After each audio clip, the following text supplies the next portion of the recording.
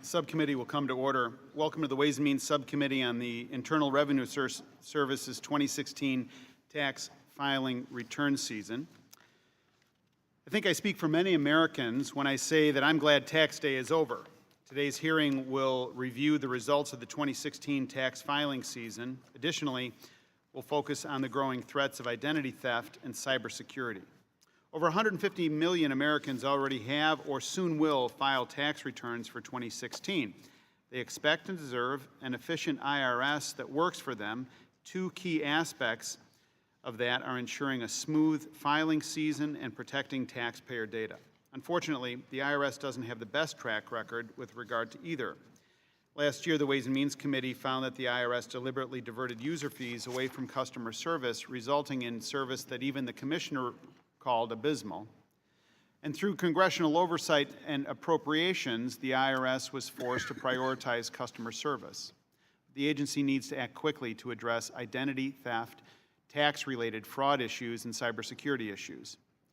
Fraud related to identity theft is growing at an alarming rate. It's a serious crime that hurts millions of Americans and costs the government billions of dollars. In 2012, the Treasury Inspector General for Tax Administration, or TIGTA, reported the IRS could pay out $21 billion in fraudulent refunds over 5 years.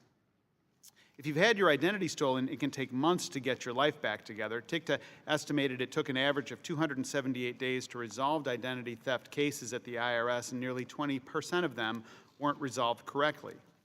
While the IRS has taken some steps to prevent and detect identity theft, the agency is not keeping up with the criminals. Law enforcement officers say tax fraud is so easy it's become an addiction for some criminals. Former drug dealers hold tax filing parties where they file hundreds of returns using stolen identities. As one suspect told police, "Why would I risk selling drugs and get busted when I can put $10,000 on a card and do it from home all day long while the cartoons are on?" In 2010, police in Miami, Florida uncovered an entire tax preparation company set up to file fraudulent returns. It stole over $2 million from taxpayers. While law enforcement has had some success in this area, there are many sophisticated operations that continue unabated. As one police officer in Florida remarked, there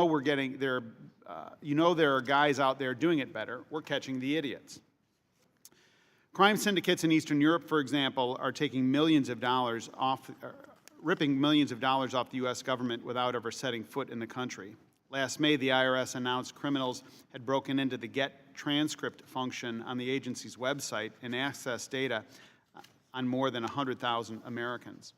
The IRS suspended that specific program, but the problem continues. Over 700,000 people are now estimated to have had their sensitive information stolen. Earlier this year, the agency also had to suspend its Identity Protection Personal Identification Numbers, or IP-PIN, online program. IP-PINs are given to previous victims of identity theft in order to protect their tax returns, but the IRS discovered at least 800 tax returns filed by fraudsters who had stolen IP-PINs. It's ironic and unsettling to see criminals access the very tool the IRS relies on to protect identity theft victims. Identity thieves are increasingly relying on cybersecurity breaches and other attacks to obtain taxpayer data. And as the criminals evolve, we need to do the same. A few years ago, criminals would use stolen names and Social Security numbers to fill out fraudulent returns just by guessing information.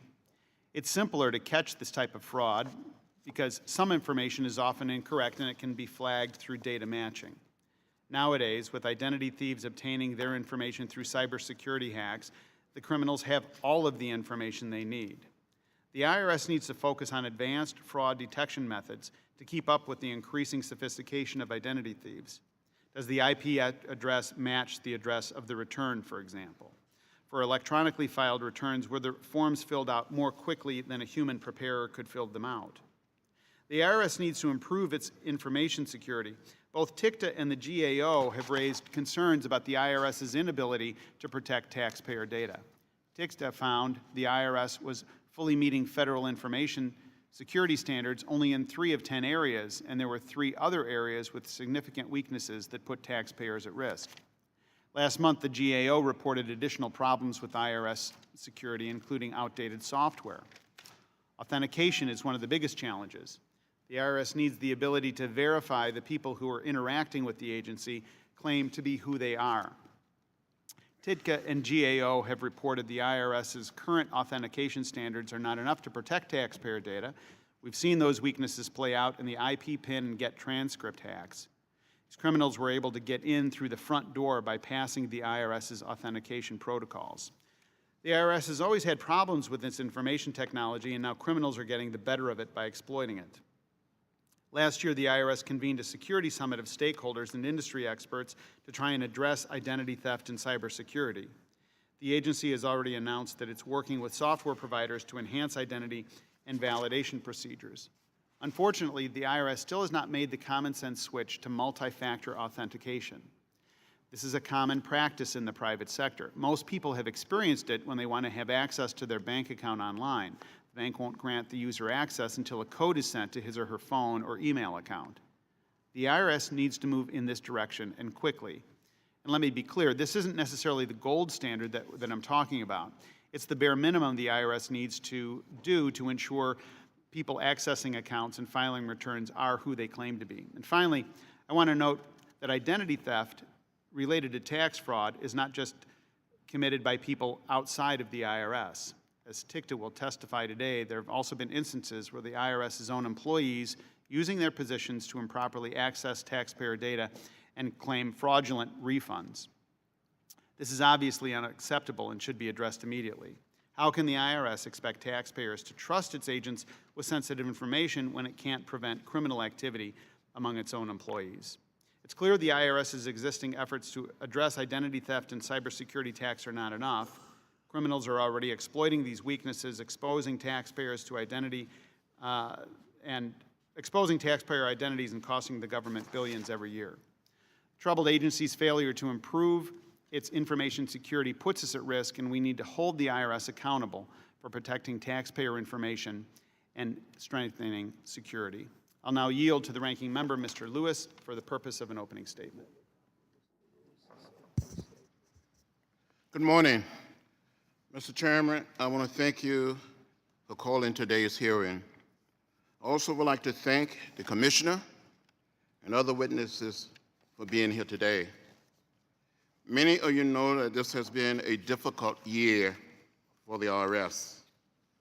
Identity theft is on the rise, and millions of taxpayers are being harmed. At the same time, Republicans continue to ask the agency to do more with less. I've said it before, and I think our colleague and my good friend, Mr. Davis, has said it, and I will say it again. You cannot squeeze blood from a turnip. As one who has served on this committee for a long time, I'm particularly concerned about the new Republican mandate that directs the agencies to use private debt collectors. We have been down this road before. It is a waste, a distraction, and a disservice to the American taxpayers. Previous private debt collection pilot program cost more than they collected. Taxpayers were harassed, not helped. I said they were harassed and not helped. Across the country, there's an increase in identity theft. Many of you read the news or have family and friends who have been victims. There are already many criminals impersonating the IRS. They seek to cheat taxpayers out of their hard-earned money. Confusion about whether the private debt collector was acting for the IRS or a criminal was a problem 10 years ago.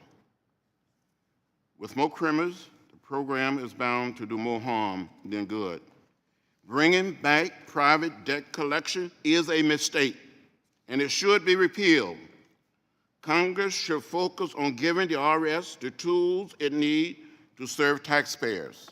Since 2010, funding for the IRS has been cut by around $1 billion. Last week, the Republicans on this committee passed a bill to cut the IRS by $400 million more each year.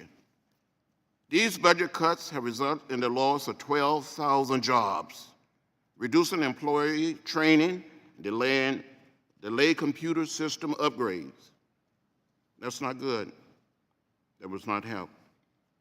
Last week, I was joined by Ways and Means Oversight Subcommittee Democrats in introducing the Taxpayer Protection Act of 2016. This legislation responds to a recent recommendation from the National Taxpayer Advocate. My bill also includes good policy ideas offered by other committee members like Mr. Pasquale and Mr. Becerra. This legislation is good, common sense policy. In addition to fighting identity theft and strengthening taxpayer protection, our bill will fully fund the President's FY17 request for taxpayer service, increasing funding for low-income taxpayer clinics, and repeal the terrible private tax debt collection program. This bill is right, and it is timely. I hope that it will receive the consideration of the full committee and the full Congress as soon as possible. Mr. Chairman, again, I thank you for calling today's hearing. I hope that we will see more subcommittee activity on how to better serve and support American taxpayers. I look forward to hearing from today's witness. And again, I want to thank all of the witnesses for being here. And thank you, Mr. Chairman, and I'll yield back. Thank you, Mr. Lewis. We'll have two panels today. Our first panel is our colleague, Congressman Jim Renacci from Ohio, who has had a personal experience in this arena that he's going to give us his perspective on. Not only does he have the background of serving on the Ways and Means Committee, but he also has a vast private sector background in terms of tax preparation and so forth with his insight as a CPA. Mr. Renacci? Chairman Roscom, Ranking Member Lewis, and members of the subcommittee, thank you for holding this important hearing. I'm grateful for the opportunity to testify on the impact of tax-related identity theft on taxpayers in Northeast Ohio and across the country. Let me start with my personal story. Last May, I received a notice from the IRS stating they had some questions for me about my 2014 tax return.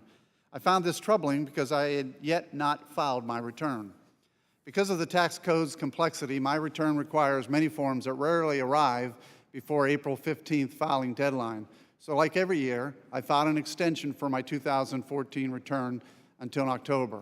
After receiving that IRS notice in May, I immediately called the IRS, hoping to swiftly confirm that this was just an IRS error. Unfortunately, there was nothing quick about the call. It took almost 2 hours, and I didn't get an answer. My level of concern intensified, and I realized that something was very wrong. When I returned to Washington the next week for votes, I reached out to the IRS office here. I finally got some answers.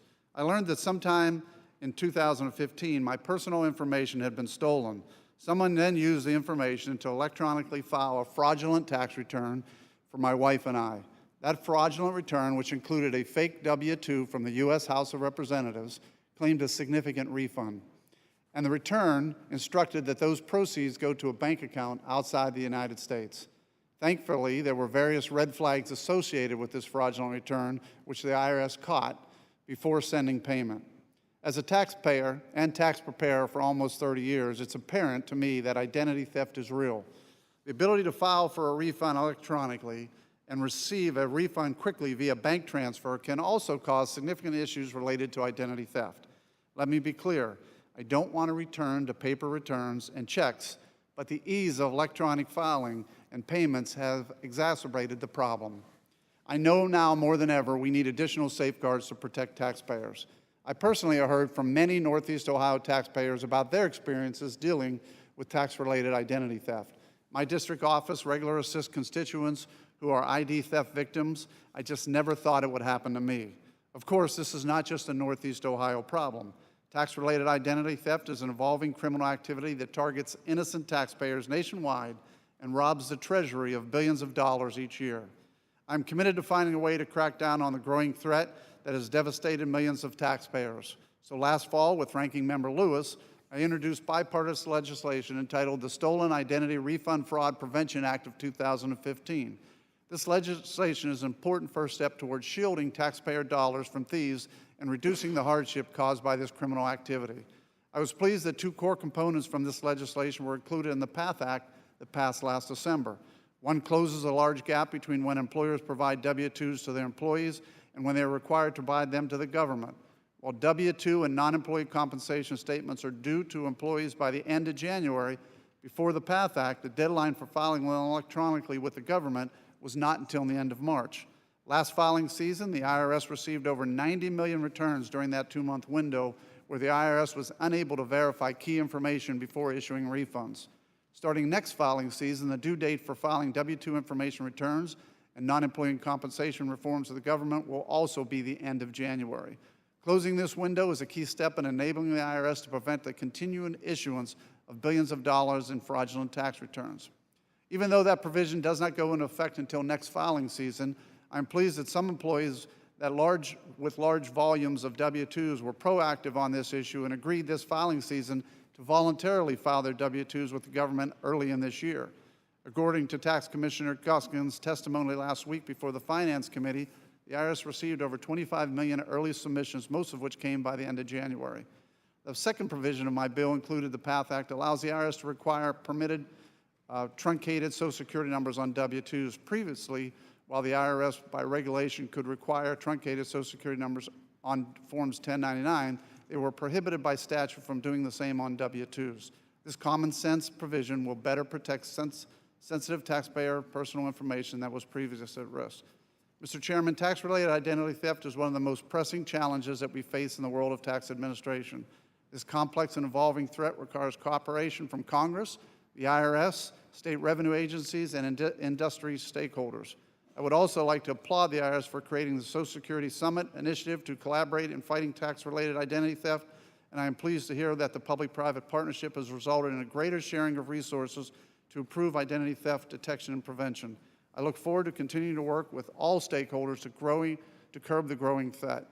Thank you for the opportunity to testify. I look forward to working with my colleagues on this committee to mark up the remaining provisions of the Stolen Identity Refund Fraud Prevention Act of 2015. Mr. Renacci, thank you for your testimony. I'm just thinking about how aggressive it would be for somebody to actually file a fake W-2 with the U.S. House of Representatives on it. I mean, it's a demonstration of hubris. And as you pointed out, you know, the IRS caught it before the money went out. So credit, let's give credit where credit is due. So thank you for your attention and for your willingness to roll up your sleeves and to work on a bipartisan basis on these issues that affect all of us. We'll now hear from our second panel. It consists of 3 witnesses: the Honorable John Koskinen, the Commissioner of the Internal Revenue Service; Mr. Timothy Camus, who's the Deputy Inspector General for Investigations at the Treasury Inspector General for Tax Administration, or TIGTA; and Ms. Jessica Lucas-Judy, who's the Acting Director for Tax Issues at the Government Accountability Office. Commissioner Koskinen, welcome, and if we could begin with your testimony. You're recognized. Thank you, Mr. Chairman, Ranking Member Lewis, and members of the subcommittee. I appreciate the opportunity to appear before you today. Let me start with an update on the 2016 filing season, which ended yesterday for everyone but those living in Maine and Massachusetts who must file by midnight tonight. For the rest of the country, I'm pleased to report that the last day of filing individual tax returns yesterday went very smoothly, with our systems receiving more than 4 million returns on that day alone. We've received already and processed slightly over 130 million returns. 90% of the refunds were processed within our 21-day goal, and approximately 90 million refunds have already been issued. In regard to taxpayer service, I'm also pleased to be able to report that the IRS saw significant improvements during this filing season over last year, largely due to the additional resources provided by Congress. A total of $290 million in additional funding was approved for the IRS for this fiscal year to improve service to taxpayers, strengthen cybersecurity, and expand our ability to address identity theft, all of which we appreciate. To illustrate how helpful this extra funding was, we designated $178 million to be used for taxpayer service, which, among other things, allowed us to add about 1,000 extra temporary employees to help improve our service on the phones during the filing season. During the season, the average level of service on our toll-free helplines this year has exceeded 70%, a vast improvement over last year's 37%. Unfortunately, once the seasonal employees are gone and the funding runs out, that number will drop significantly, but still the average for the phone service for the full year will probably be between 47% and 50%, still a significant improvement over last year. The President's budget for 2017 provides for a level of phone service of about 70% for the entire year, with an investment of approximately $150 million above current levels. This year has demonstrated that with additional funding, taxpayer service will improve significantly. Let me now turn briefly to the IRS's ongoing efforts in regard to cybersecurity and identity theft. Securing our systems and taxpayer data continues to be a top priority for the IRS. Even within our constrained resources, we continue to devote significant time and attention to the challenge. We work continuously to protect our main computer systems from cyber attacks and to safeguard taxpayer information stored in our databases. These systems withstand more than 1 million malicious attempts to access them every day. We're also continuing to battle a growing problem of stolen identity refund fraud. Over the past few years, we've made steady progress in protecting against fraudulent refund claims and criminally prosecuting those who engage in this crime. But we found the type of criminal we're dealing with has changed. The problem, as the chairman noted, used to be random individuals filing a few dozen or a few hundred false returns at a time. Now we're dealing more and more with organized crime syndicates here and around the world. They're gathering unimaginable amounts of personal data from sources outside the IRS so they can do a better job of impersonating taxpayers, evading our return processing filters, and obtaining fraudulent refunds. To improve our efforts against this complex, as noted, and against the evolving threat, as noted in March last year, we joined with the leaders of the electronic tax industry, the software industry, and the states to create the Security Summit Group. This is an unprecedented partnership that is focused on making the tax filing experience safer and more secure for taxpayers in 2016 and beyond. Our collaborative efforts have already shown concrete results this filing season.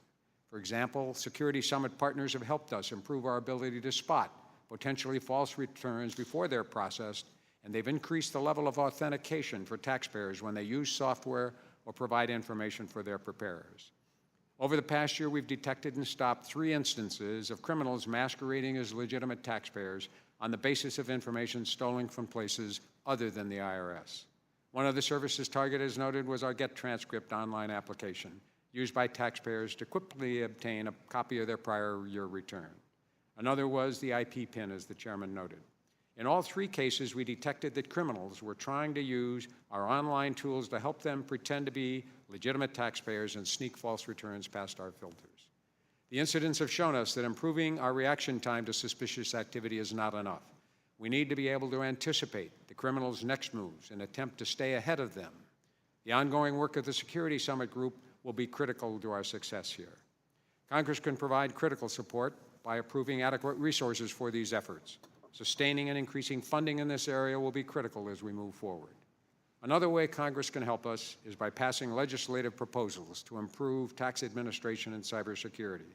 One of the most important requests we have made is for the reauthorization of streamlined critical pay authority, the loss of which has made it very difficult, if not impossible, to recruit and retain employees with expertise in highly technical areas such as information technology. Mr. Chairman, Ranking Member Lewis, and members of the subcommittee, this concludes my statement, and after other presentations, I'd be happy to take your questions. Thank you, Commissioner. Mr. Camus? Chairman Roscom, Ranking Member Lewis, and members of the subcommittee, thank you for the opportunity to discuss the Internal Revenue Service's 2016 tax filing season.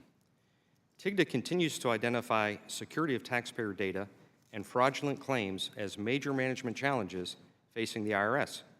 Both challenges continue to play a significant role in this year's tax filing season. Since 2012, TIGTA has issued a series of reports assessing the IRS's efforts to detect and prevent fraudulent tax refunds resulting from identity theft. The IRS has implemented many of TIGTA's recommendations and has continued its efforts to improve its detection processes. However, tax-related identity theft remains a major challenge for the IRS. At the same time, cybersecurity threats against the federal government continue to grow. The IRS is a prime target for attacks because of the extensive amounts of taxpayer data it stores and refund amounts it issues each year. Because of this, the risk of unauthorized access to tax accounts, the potential theft of taxpayer information from the IRS, and refund fraud will continue to grow. For example, in August 2015, the IRS reported that unauthorized users had been successful in obtaining information from the Get Transcript application for an estimated 334,000 taxpayer accounts. To prevent further unauthorized accesses, the IRS disabled the application on its website. TIGDA's current review of the Get Transcript breach identified additional suspicious accesses to taxpayers' accounts that the IRS had not initially identified. We believe that more than 724,000 taxpayer transcripts may have been stolen. TIGDA is participating in a multi-agency criminal investigation into this matter. We have also provided the IRS with some of our investigative observations to date in order to help them secure their e-authentication environment going forward.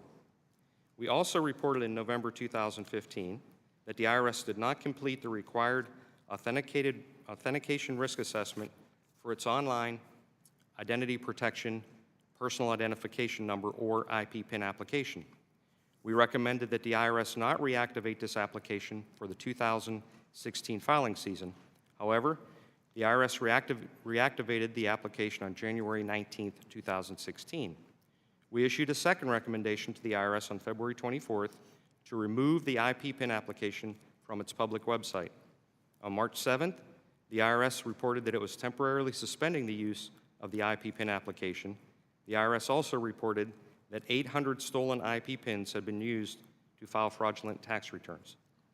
Tax refund fraud and identity theft issues are not limited to unscrupulous individuals operating from outside of the IRS. We have conducted a number of significant investigations involving identity theft by IRS employees. In one recent prosecution case, we identified an IRS employee who, through her access to IRS data systems, stole the information of hundreds of taxpayers. She subsequently used this information in an attempt to obtain between $550,000 and $1.5 million in fraudulent refunds.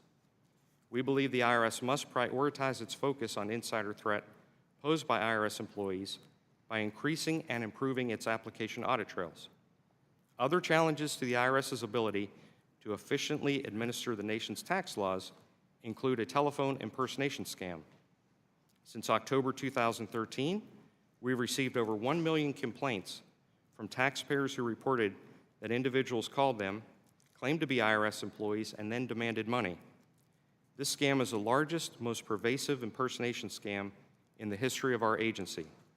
It has claimed over 5,700 victims, with reported losses totaling more than $31 million to date. We also continue to receive reports of individuals who have become victims of lottery winning scams, and we're also seeing an increase in the number of reported IRS-related phishing attempts. TIGDA and our law enforcement partners have made several arrests in connection with many of these scams, and we have over 100 investigations currently underway. As the number and sophistication of threats to taxpayer information will likely increase, they will be a continued focus of our audit and investigative coverage, and we will continue to provide the IRS with information necessary to protect taxpayers. Chairman Roscom, Ranking Member Lewis, and members of the subcommittee, thank you for the opportunity to share my views. Thank you. Ms. Lucas-Judy? Chairman Roscom, Ranking Member Lewis, members of the subcommittee, thank you for inviting me to testify on 3 opportunities that GAO identified for IRS. First, improving customer service. Second, combating identity theft refund fraud. And third, enhancing information security. During the filing season, IRS deals with millions of transactions. The scale of these operations presents challenges for customer service and for protecting taxpayers' personal and financial information.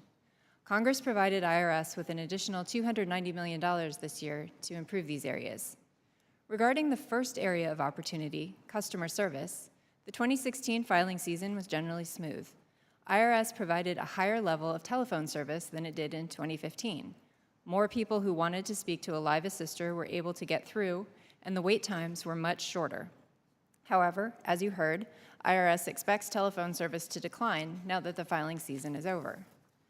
GAO has recommended that IRS benchmark its telephone service with other call centers to identify potential improvements. Of course, IRS provides much more than just phone service. It handles correspondence, and it also provides services online, among other things. We've made recommendations to help IRS strategically manage these duties. For example, in 2013, GAO recommended IRS develop a long-term strategy for new online services. IRS recently told us that its new Future State initiative will provide better service to taxpayers, but this initiative is in its early stages.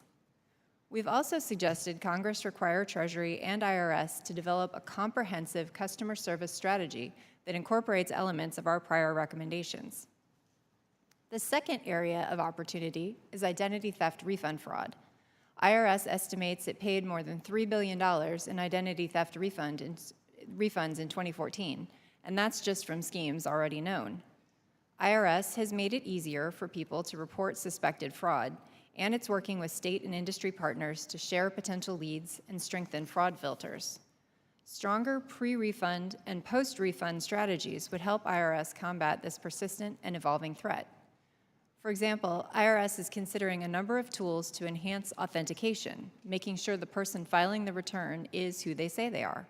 However, some of these could impose significant burdens on taxpayers and the IRS, and it's unclear how well they work. GAO recommended IRS assess the costs and benefits of its authentication tools. It's also important that IRS identify fraudulent returns before the money goes out the door. IRS currently issues refunds after matching names and Social Security numbers and filtering for certain indicators of fraud, but does not match wage information reported by employers on W-2s. Historically, W-2s had been available to IRS after it issued most refunds. Matching W-2s with information on tax returns to detect fraud before paying refunds could save some of the billions of dollars currently lost to fraud. The 2016 Consolidated Appropriations Act makes some of that information available earlier, which should help address this issue. The third area of opportunity is cybersecurity. While IRS has implemented some controls, taxpayer data continues to be exposed to unnecessary risk, due in part to inconsistent implementation of IRS's security programs. To illustrate, we found that IRS used easily guessable passwords on servers that were supporting key systems. IRS also allowed access to certain systems beyond what users needed to do their jobs, and did not encrypt sensitive data on some of the key systems that we reviewed.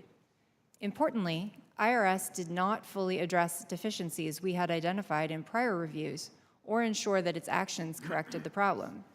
For instance, in our most recent review, IRS told us it had addressed 28 of our prior recommendations, but we found that 9 of those had not been implemented effectively. Last month, GAO made 43 recommendations to address newly identified weaknesses. Implementing these and our 49 outstanding recommendations would better protect sensitive information. In summary, as more IRS services are conducted online, it will be important for IRS to ensure it has proper safeguards in place and is using the full range of information to combat identity theft, refund fraud, and protect taxpayer data. We urge Congress, Treasury, and IRS to implement GAO's recommendations in the 3 areas we identified: benchmarking IRS's phone service and developing comprehensive customer service and online strategies, assessing authentication tools and conducting pre-refund matching, and addressing vulnerabilities in IRS's information security systems to better protect taxpayer data. Chairman Roscom, Ranking Member Lewis, members of the subcommittee, this concludes my prepared remarks, and I'll be happy to answer any questions you may have. Thank each one of you for your perspectives. They're very valuable. Now we'll go to inquiries from the members. Let's go to Mr. Reed from New York. Well, thank you, Mr. Chairman, and thank you to the panelists for being here today.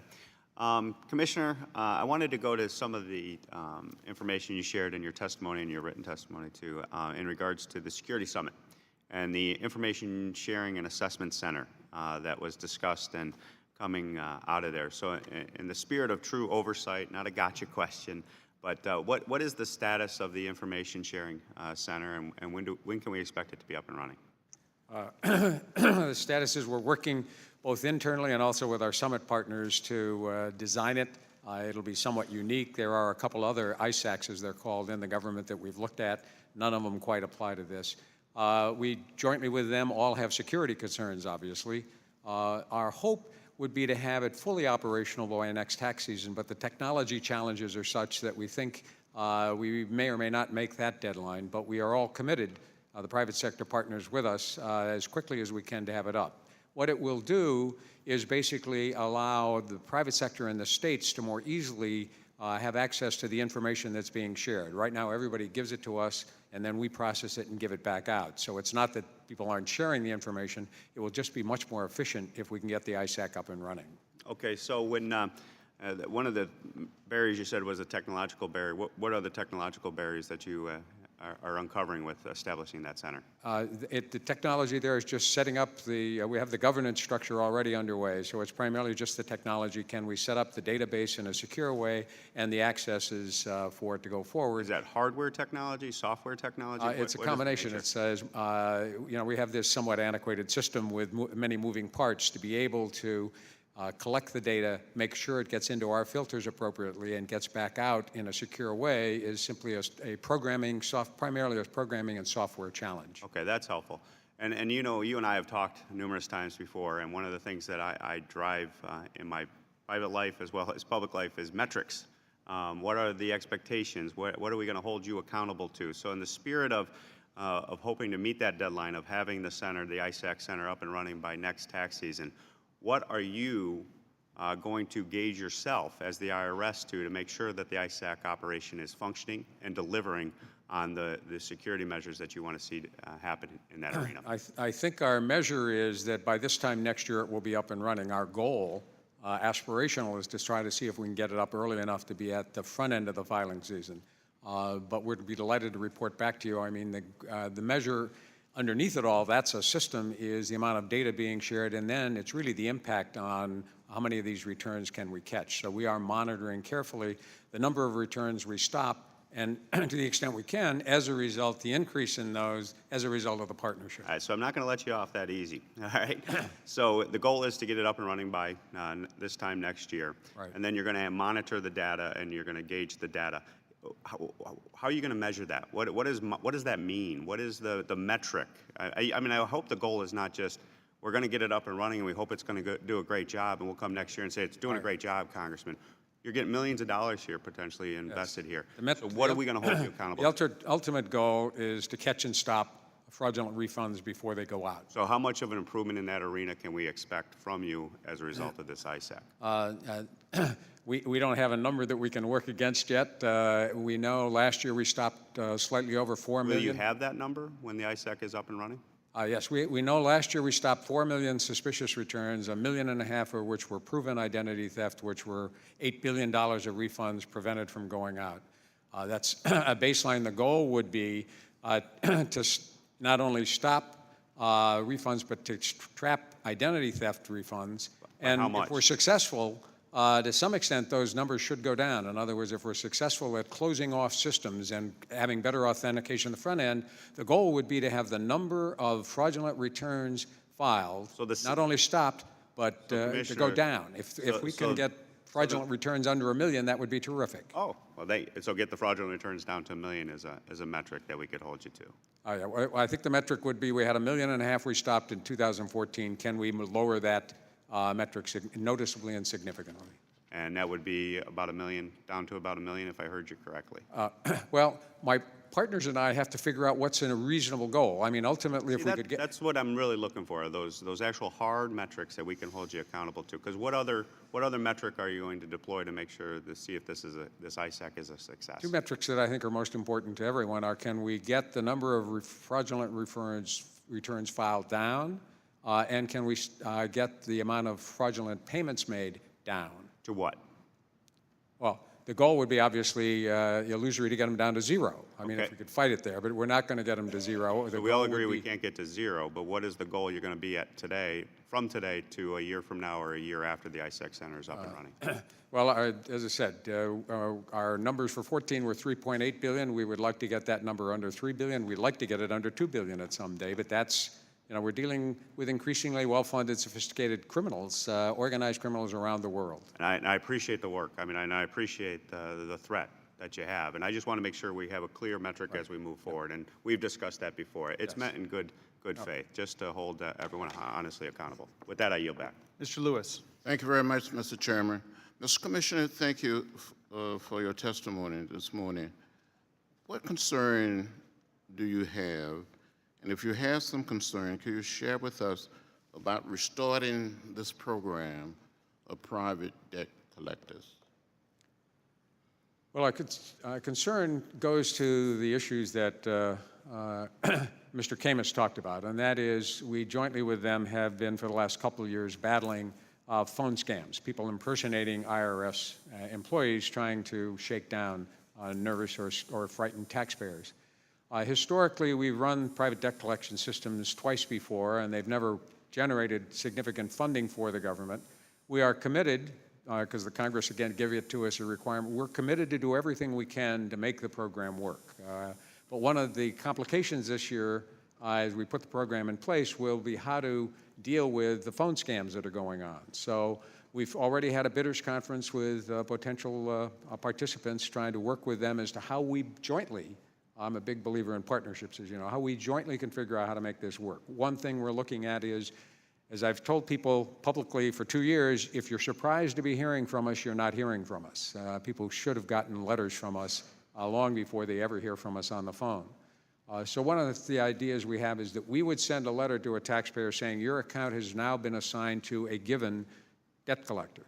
The debt collector then would write the same taxpayer saying, we're company X and your account has been assigned to us, we will be calling you. So again, a taxpayer would be in the situation of not being surprised when they got a call from the IRS. So we could continue to advise taxpayers, if you're surprised, it's a scam. The other thing we're trying to tell everybody is if you're going to pay your taxes in response to any inquiry, the check goes to the United States Treasury. The money doesn't go into a debit card account, it doesn't go into a bank account, it goes to the United States Treasury. Mr. Commissioner, not too long ago, just maybe about 3 months ago, I received a call at my home here on Capitol Hill. The person said, I'm from the IRS. We're going to sue you. And I said, sue me for what? The person hung up. I tried to trace the number. I couldn't trace it. How do we warn the American people that there are people out there that are not representing the IRS? As I say, we've been working on this for over 2 years. I get clipping services every day, and there are good news articles at the local level, television stories, either warning about the scam every year. Regularly, we put out warnings about a range of scams. I have been dismayed at the persistence of the calls. The IG has done a very good job with us of collecting the data. They've been working with the Department of Justice prosecuting as we go, and as they've noted, the number of people falling prey to the calls is dropping as a percentage, but the calls continue. The IG does the report that they share with us every week. There are 15,000 to 18,000 reported calls every week, and that's just the tip of the iceberg. So all we can do, and what we're trying to do, is flood the zone, as it were, regularly and consistently, again, trying to get people to understand in simple terms, as I say, if you're surprised to be hearing from us, you're not hearing from us. Second thing is, we never threaten you. We never say something's going to happen in 24 hours if you don't act. And the third thing is, we'll never tell you to put money anywhere but in the accounts of the U.S. Treasury in a check to the United States Treasury. And if we can continue to get that message out, my hope is the percentage, now small, of people who fall prey to this will decline. People being subject to it are elderly, low-income people, and recent immigrants who tend to be more nervous and frightened or easily scared. And they're the people your heart goes out to most when you read about they've sent $1,000, $3,000 in effect into criminals' hands. Mr. Inspector, do you share these concerns? Yes, sir, we're very concerned about this scam. As I said in my testimony, it is the most persistent scam. We continue to try to do a public awareness. I personally, although I have a face for radio, I recorded a public service announcement that we continue to try to market and get out on the YouTube channels. People every week fall victim to this, and as the Commissioner noted, between 15 and 20,000 calls are made each week and reported to us. Very concerned about this as a continuing crime. But we do have some prosecutions coming up in the future that we hope will help us warn taxpayers not to fall prey to this criminal activity. Thank you very much. You're back, Mr. Chairman. Mr. Meehan. Thank you, Mr. Chairman. Boy, I thank the ranking member for bringing up that issue. I suspect everybody on this dais got one of those phone calls. I did. My wife did. And I've gotten one. When I got it, I thought, there must be somebody at the IRS I could talk to about this. We did the same press conference and got tremendous coverage and alert, but people are still, once they get that call, they're very, very scared. And there is one discrepancy, that's not my questioning, but we say that we never go after people and ask for, you know, demand, but there are some collection services that are out there potentially speaking on behalf of the IRS with some level of legitimacy. And I think that's an issue we need to be able to confirm, that you will never get a phone call from anybody representing the IRS, but a lot of work for us to do. Hey, listen, as technology changes, we're utilizing it more, and I've seen a tremendous shift in utilization of e-filing and other kinds of things, which I assume makes it a little easier for you to be able to handle the returns that you get, Commissioner, but we're struggling on the front end with the authentication issue. Are you who you say you are? And obviously in the beginning we began with just name, social security number, and some of the other things, all of which are readily available for somebody, not even hacking into your system, oftentimes by getting information from taxpayers. Now I know that there have been some efforts in the IRS to strengthen its authentication system, but there's also been criticism that notwithstanding those efforts, things have not even reached the standards of what is expected of a governmental agency.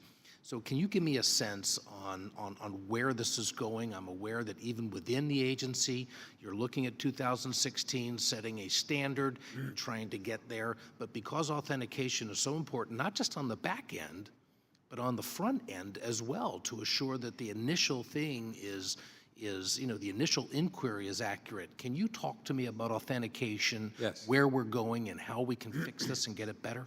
Yes, it is obviously critical for all the reasons you state. It goes to the heart of our ability to expand our online services, because if we're going to expand those, we have to expand them for legitimate taxpayers.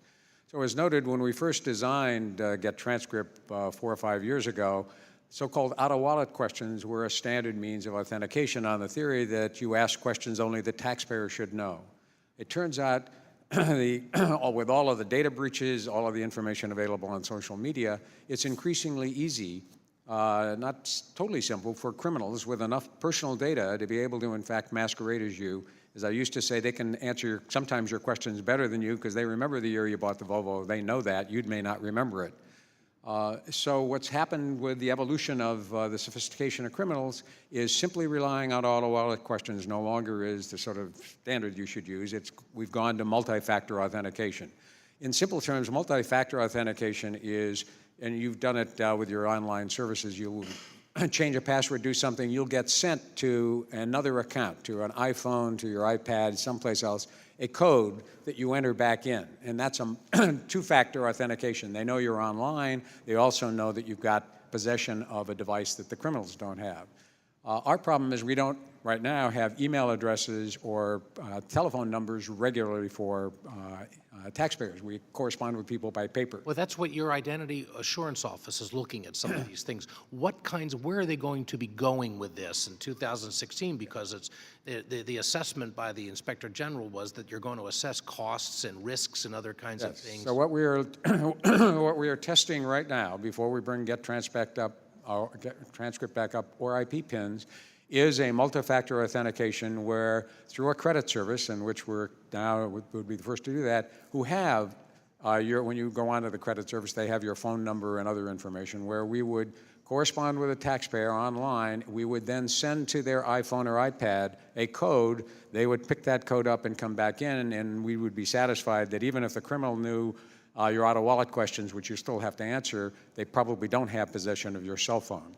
The difficulty is that's a good system, and it will make it much more difficult for criminals. The problem is it'll make it a little harder for taxpayers as well. Right, finding that right balance. Yeah, our estimate is, judging that we've talked to the British, we've talked to everybody we can talk to, that at the front end, if we can get 50% of taxpayers through, that will be helpful. I would remind everybody, on the out-of-wallet questions, our experience was 22% of taxpayers could not answer their out-of-wallet questions, and half the criminals couldn't answer them as well. That's the problem. Everybody nowadays has a million different pins and other kinds of things. You forget what you gave them in terms of the identifying information. You can't answer your own questions. Yes. How do we get to a system in which we can effectively address that?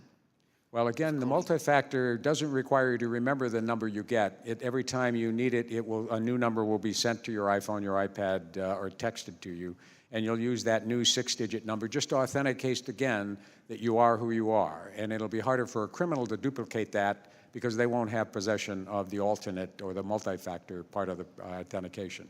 The problem will be, and our goal will be over time, to make that work smoothly enough with data enough that up to 80%, we could get back to the 80% level. We'll probably never have an authentication system that everybody can get through. As I say, so the balance is how do we keep criminals out without keeping all the taxpayers out at the same time? Mr. Rangel. Thank you so much for calling this hearing, Mr. Chairman. It seems as though the criminals have been bipartisan in their attempt to defraud innocent congressional people, so that's one way to bring us together to the criminal element. Years ago, we had hearings, and the IRS indicated it sent out 30,000 letters to taxpayers telling that their tax debt was being sent to private debt collectors, and then the debt collectors were required to send a letter to the taxpayers. But then it turned out that some 30,000 letters were returned to the IRS. In other words, it didn't appear at that time that the IRS was effective in notifying the taxpayers. Do you have any problems there in your office as to whether or not you are effectively reaching the taxpayers? Our information and our experience is that we're able to reach, give or take a little, 75 to 80% of taxpayers. The problem is people move every year, and give or take a little, 15 to 20, 25% of people are moving every year. The second question I have has to deal with the effectiveness of the investigation and the prosecution of these people. We hear about the victims, but as a former federal prosecutor, I don't ever remember reading about a criminal that's conducting these fraudulent calls ever being arrested and sent to jail. Do you have any details as to what are you doing in the prosecution department to let the people know that you're being effective? Right. I will distinguish Mr. Camus is the expert on that. I know. I was really talking to Mr. Camus. Yeah, we've prosecuted over 2,000 people I know. for I'm asking, identity how do you theft. get that out there? But for phone scams, I give you Mr. Camus. That's what I want. Yes, sir. We've had a couple high-level cases. The challenge that we've had is we find ourselves chasing a lot of the runners who are just converting the money into various forms. But last July, we had a conviction of an individual who was responsible for over $1 million in damage to his victims. He got sentenced to 14 years in federal prison. So we have had cases on occasion. We are currently working with the Department of Justice on a cluster of cases that we hope, to answer your question, that when we get those prosecutions, we will use those as a springboard to warn people on a grand scale that this is going on. If you get contacted out of the blue by somebody claiming to be from the IRS or the Treasury Department, and you haven't heard from them before, as the commissioner said, you're probably getting scammed. I hate to say we're from the Congress and we're here to help you, but quite frankly, are these fly-by-night individuals? Is this an organized national scheme? These people seem to be pretty well organized. As a matter of fact, they're outsmarting the IRS and therefore the Congress and the nation. But who are these people? How are they classified? What's going on? One of the biggest challenges, sir, is that initially the scam started out as being a centralized group of people. Then, once the criminals started to realize through warning taxpayers not to fall for it, other criminals saw, boy, if I just pick up the telephone and call somebody and threaten them, I can collect money. So you don't really think this is organized crime? I think it's This is splintered out, individual? sir, to a point where there are all kinds of different folks making these types of phone calls, because when you think about it from a criminal point of view, they have very little invested in this crime. They're just picking up the phone and calling people, and if they get 2 or 3 victims a day, well, I think that's we good ought money. to take this up with the Justice Department. Getting back to the debt collectors, forgetting the outside criminals, do you really think the debt collectors are doing a better job than the IRS trained collectors did in the past? Well, I think what we're committed to doing is to run this program as well as we can. That wasn't my question. No, and My see what the question answer is that the Congress directed you use the private sector debt collectors, and I'm asking, based on your experience, do you find that to be more effective than when the IRS trained the collectors? Well, the last 2 times it's been tried by the IRS, it did not turn out to be more effective. It turned out IRS employees were more effective. There were questions raised about how those programs were run and the costs of them. We now do have a statutory mandate. Who trains these private debt collectors? Because debt collectors can be very, very mean, rude, and Yes. do you train them now? We will, in fact, work with the companies to provide appropriate training as to they need to know something about their authority and they need to know something about collection. We'll try to and select and monitor, with the Inspector General, monitor the performance of these organizations to make sure that they're legitimate companies. But there is always that risk. But as I say, we're committed, and I think it's important for the Congress to understand, to run this program as well as we can, as best as we can, I know, but so we'll you're have a not fair saying- test of how effective it Mr. is. I don't want Chairman, anybody thinking I want to that thank you we for were this dragging our hearing. feet. I think there's a wide range of areas that we can work with the IRS and be cooperative in a bipartisan way. This is one heck of a good beginning, and I didn't like the commissioners saying that what they're trying to do. I think we ought to have other hearings to find out what can we help them to do it, rather than, we're not challenging their good intent, but there are a lot of things that has to be done, and it looks as though we're throwing up our hands saying we're doing the best we can. We're not blaming you, but we have to work more closely together. Thank you for having these hearings. Thank you. Mr. Rice. Mr. Koskinen, I would like to start with you, sir. You know, I was a tax lawyer and a CPA for 25 years, and I've dealt with the IRS hundreds of times. And most of those times in my time, I found them to be professional, and they're doing a difficult job in a difficult circumstance. But we have a voluntary compliance system. It doesn't work if the taxpayers don't work with us. And in order for the taxpayers to do that, they have to have a level of confidence in the IRS. They have to know that the IRS is competent and that they are honest and that they're not going to target them for anything other than their tax liability, and that they're going to act in an ethical way. And in looking at what's happened in these last 5 years, with scandal after scandal after scandal, from Lois Lerner targeting people who don't believe the way the administration believes, purely for their political beliefs, and then the lies and the obfuscation and the cover-up in the investigation of that, and then redirecting taxpayer funds from taxpayer assistance to other things and allowing taxpayers to call in and not be responded to at a rate of 2/3 of the people calling in not being responded to. And then apparent, disregard or incompetence in protecting taxpayer info, in taking basic measures to avoid sending out fraudulent refunds. It just looks to me like, and then nobody being held accountable in any of this. Nobody getting fired, nobody being held accountable in any way. It looks to me like the IRS has so undermined its credibility, and a lot of this happened before you got there. But it's so undermined its own credibility in the last 5 years, it's almost beyond my comprehension. It's almost like they could not have, if they'd set out to do it intentionally, I don't know what else they could have done to further undermine their credibility than what they've done in the last 5 years. So I'm just really worried.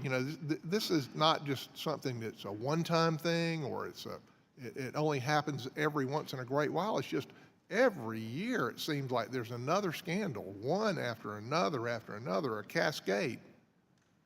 And my friend, there's an old saying, if you find yourself in a hole, first thing you need to do is quit digging, right? So my question to you, I got some questions here that the group here wants me to ask you, but My question to you first is, how do we stop this cascade of scandals? How do we start working on rebuilding the credibility of this institution that is so fundamental to this country? Because I don't see it happening right now. Well, is there some method of quality control? Is there some process that you're undertaking to foresee, instead of us being totally reactionary to scandal after scandal after scandal and eroding the taxpayer confidence? Is there something you're doing to try to head this off and stop this endless cascade? One of the things we're doing that's important, there are two basic things. One is to get people to understand our responses to the challenges and the work we're doing to fix them. And to the extent that I'm a big believer in transparency, we have hearings. I think the hearings should point out the problems. There's been less focus on the solutions. We've taken every recommendation and implemented made by the Inspector General in response to the C4 issue of social welfare organizations not being handled promptly. We've taken every recommendation of the Senate Finance Committee, both its bipartisan recommendations, the majority report, and the minority report. We've tried to make it clear that if anyone has any indication, our goal is to make sure people, as you say, are treated fairly no matter who they voted for, what party they belong to, where they go to church. I think that's fundamental. The second thing that we've done is we have set up a risk management program for the entire agency and are working to have every employee of the IRS, from the front line on up, view themselves as a risk manager, so that they understand my view, and I mean it, is bad news is good news. The only problem we can't solve is the problem we don't know about. As I said at my confirmation hearing 2.5 years ago, it would be fun to say we'll never make a mistake. There'll never be a problem. We run the world's most complicated tax code. We deal with 150 million Americans. We have 85,000 employees. The better goal, it seems to me, is to say that if there's a problem, we'll find it quickly, we'll fix it quickly, and we'll be transparent about it. And I think if the public understands, not that there'll never be a problem, but if there is a problem, our goal is to find it quickly, to fix it quickly, and to be transparent about it, then we will be on the road toward restoring confidence in the agency. My friend, that's reactive and not proactive. Now, if I get employees on the front line to raise their hand when they see a problem, that's proactive. That's not reactive. That's General Motors ignition switch is my favorite example. Everybody, and not a people knew about the ignition switch problem, it's just nobody at the top knew. My goal is to make sure that anytime any employee knows anything is going on, they will raise their hand and let us know. We are proactive in terms of implementing all of the recommendations that the IG made and the Senate Finance Committees and others have made about how to make sure we never have a management failure such as we had with the C4. We also have a valuable partnership with the IG and GAO. We take their recommendations seriously and implement them. But I think it is important for people to understand the culture of this organization. We have wonderful employees dedicated to the mission. The culture is that if there's a problem, we reward messengers, don't shoot them. That we really mean it, that we want to find out whenever a problem in a situation occurs as quickly as we can so we can fix it. I think if the public understood that inevitably there will be issues, but we have a system designed to find them as quickly as we can, where employees are empowered, feel responsible to let us know, they will then feel that problems won't get hidden, they're not going to go on forever, that we're in fact going to fix them as quickly as we can, and we'll let you know about it. Time has People need expired. to be held accountable. Mr. Davis. Yes. Thank you very much, Mr. Chairman, and I too want to thank you for calling this hearing. And I want to thank our witnesses for being here with us today. Mr. Chairman, I'm troubled a bit by the policy of using private tax collectors who could earn up to 25% of what they collect. And I know that we often have the discussion relative what's most effective, public or private. But it seems to me that this policy sets up a perverse incentive for private industry to harass and confuse taxpayers while costing the federal government money. My office often receives calls from constituents who've received fraudulent calls, purportedly from Treasury or the IRS, as well as I get calls from constituents who've been targeted by mean-spirited debt collectors who threaten and frighten them. Recent call involved a constituent whose daughter with learning issues had given her credit card number to the person who called from the Treasury. Of course, I continue to be concerned and am troubled by whether or not we are trying to get from an agency without having all of the resources that they really need. Commissioner, I guess I'm trying to get at if we, based on the discussion that we are having right now and that we've had this morning, it seems as though in some ways we're between the rock and a hard place.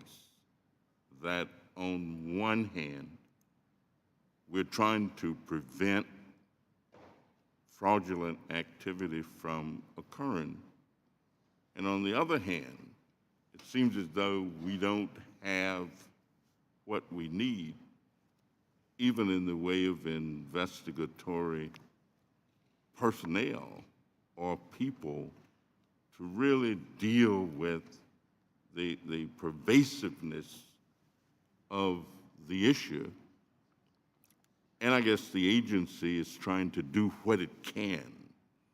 Are there any other approaches that you can think of that might help us to deal more effectively with these problems?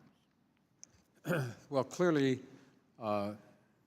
resources are an important part of it. That part of $95 million of the money we got this year in additional funding has gone to cybersecurity to allow us to buy better monitoring systems, to begin to retire antiquated equipment that is at greater risk. The budget for 2017 requests additional funding for that. It also is a procedural issue. One of the reasons I called the CEOs of tax preparers, software developers, payroll providers, and state commissioners together a year ago was because we needed to change the paradigm. As I told them, the goal wasn't to tell them what to do. The goal was to create a partnership because no one of us by ourselves can deal with the complexity and the sophistication of the criminals we're facing. So by bringing the entire tax, what we call the ecosystem together, dealing with taxpayers at the front end when they use the software or deal with their preparers, dealing with the returns when they come through the states and the IRS, and then dealing with financial institutions when the refunds are deposited, we can in fact begin to have a more coordinated strategy to fight back against the criminals. And I think it's an important step forward as we go. It allows us, we don't have a line of sight into the taxpayers directly. They deal with software companies, they deal with preparers. But the preparers and software companies can give us identification of what are the IDs from those computers which are using to file the returns. Are they filing quickly or not so quickly? We have other 20 data elements that we now have we didn't have before. So part of it is resources, making sure we're doing the best we can. We've been constrained for some time. Part of it is, as I say, changing the paradigm, trying to figure out, as I say, if we can we get beyond reactive and start to be able to anticipate where it's going to happen? We've been warning preparers for a year that as we get better at stopping false returns, the next place that the criminals are going to go is attacking preparers and hacking into their systems, because then they have all the information they need in that way. And we see some of that happening. But again, the preparers have been very good. They're very sensitive about that, setting security standards across the industry that they're setting. We can require them, but we require them after they have said this is what they need. Thank you very much. And Mr. Chairman, I think we might want to take a look at our policy perspective in terms of trying to get further insight into solving the problem. Thank you. Mr. Holding. Thank you, Mr. Chairman. In order to properly protect taxpayer data, we need to authenticate, as we've discussed, on the front end, so only valid users can access the systems. But the reality is we have to also minimize the damage that bad actors can do if they access the system. But both GAO and TIGTA have reported the IRS is not making sure that the only people who are accessing the information are the folks who have authorization to do so. So my first question to Ms. Lucas Judy and to Mr. Camus is, identify for me succinctly what do you think are the most serious problems with the IRS's information security? So, Mr. Camus, would you kick it off? Give it to me in a sentence. The insider threat, in addition to some of the things we talked about with get transcript and IP PIN, we're concerned that the 55,000 IRS employees who have access to the most sensitive data of every taxpayer don't do horrible things with that data and commit identity theft themselves. Lucas, Judy? The GAOs found that IRS could do more to authenticate the users and make sure that systems are protected. They could do more to ensure that the level of access that's provided is just what people need to do their jobs. And then also another place was installing security patches for software as soon as it's available. IRS's own guidelines call for a risk-based approach to installing patches to software, and what we found was that they weren't adhering to their own guidelines there. Interesting. I want to quickly move over, Mr. Commissioner, to the law enforcement side of the IRS. As a former U.S. attorney, I firmly understand and appreciate the great value of the work done by the Criminal Investigative Division. You always want to have an IRS CID agent on your case.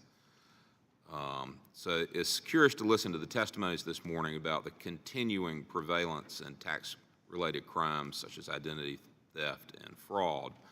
And you mentioned the additional funding provided to the IRS during fiscal year 2016. I believe you said $290 million. So how much of that was directed towards the CID, the Criminal Investigative Division? Excuse me. The bulk of the money went, first, as I said, $178 million to taxpayer services, $95 million to cybersecurity and improving the systems. There was no additional funding. Some of the systems are used by CID, and we've been supporting the systems, but there are no additional personnel were added to CID.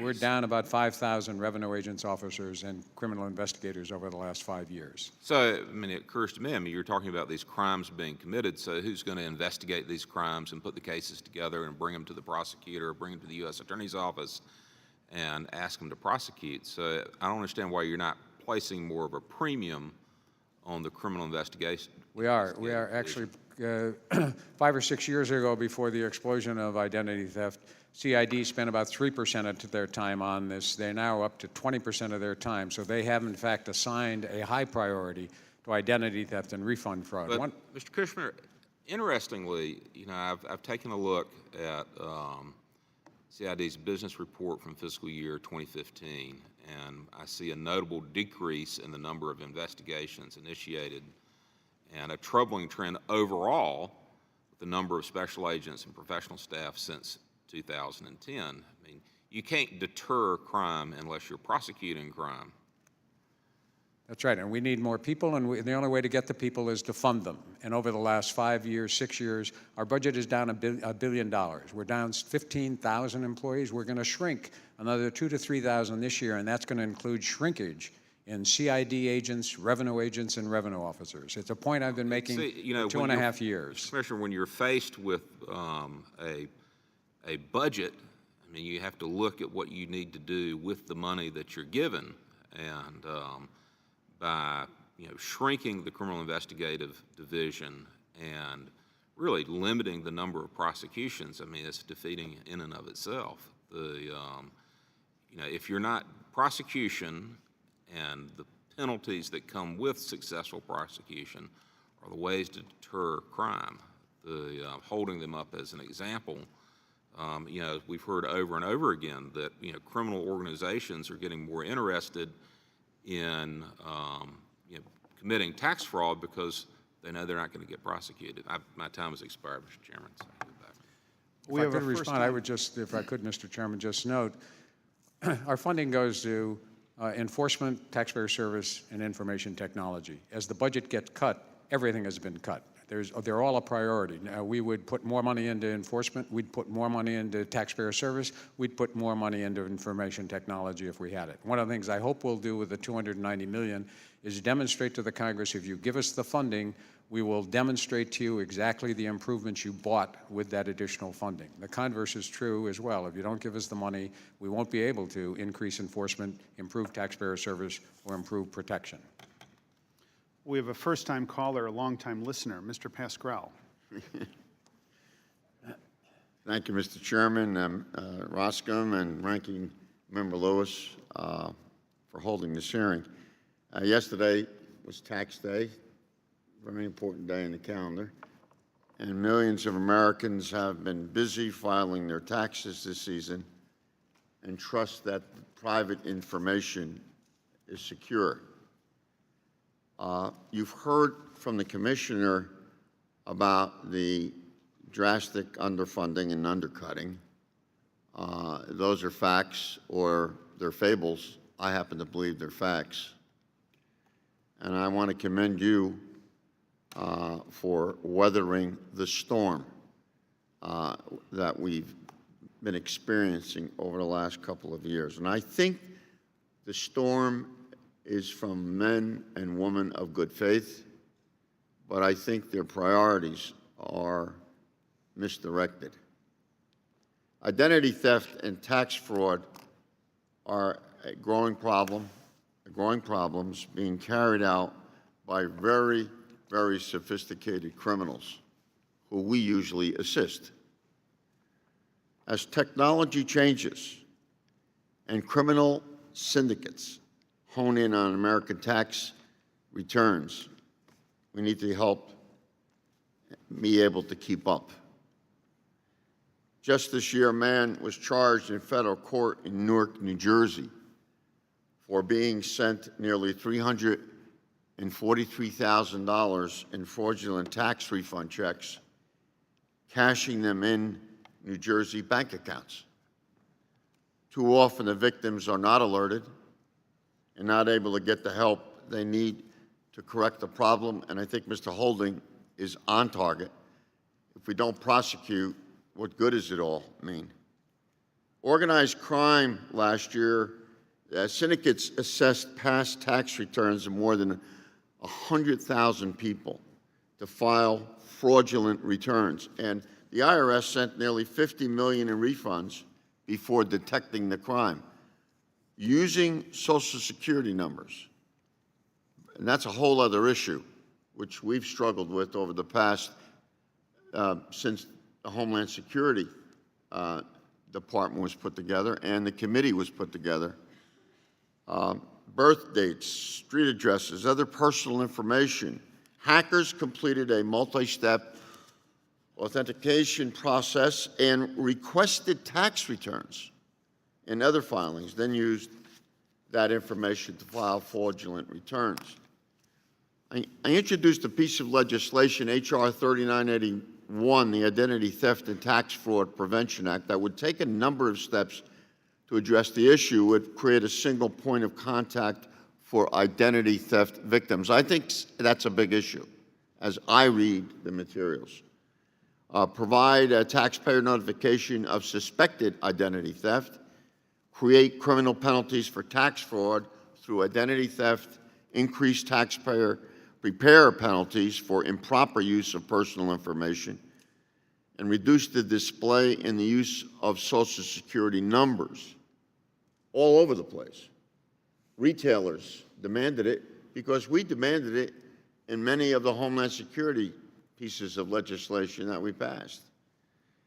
I'm proud to sponsor that legislation, this legislation with Congressman Lewis, the Taxpayer Protection Act of 2016. It builds on these provisions and adds, hopefully, some meaningful reforms, like the elimination of private debt collectors. We'll debate that, and increase funding for taxpayer services.